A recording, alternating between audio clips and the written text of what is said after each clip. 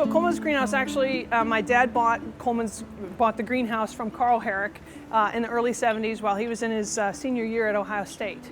And my parents, eventually my mom joined the business, and my husband and I bought it 4 years ago. We are growers, so everything you see here is grown on the property for the most part.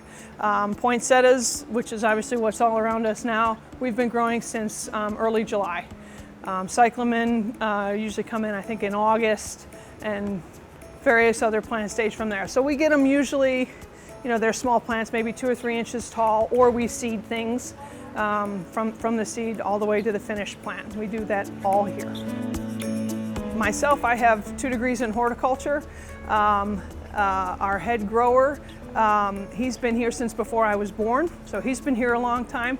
And that's one of the things that we really pride ourselves on is our staff stays on.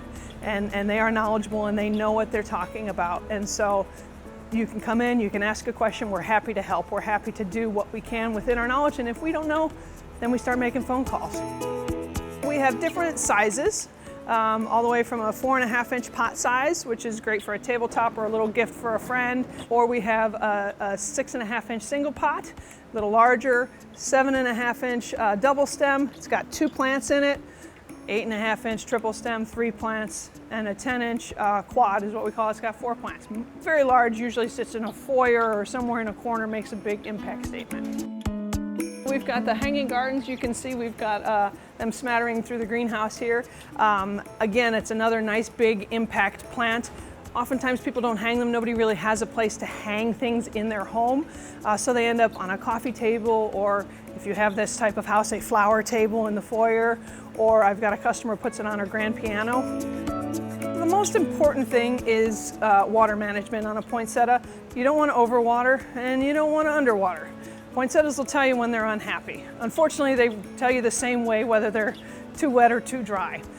Poinsettias typically come with a pot cover, the foil sort of bottom to it. Take that off, put it in the sink, run the water, let it drip through, put it back on. If you leave that on, then the plant will potentially sit in water and the roots will get too wet and they will actually rot.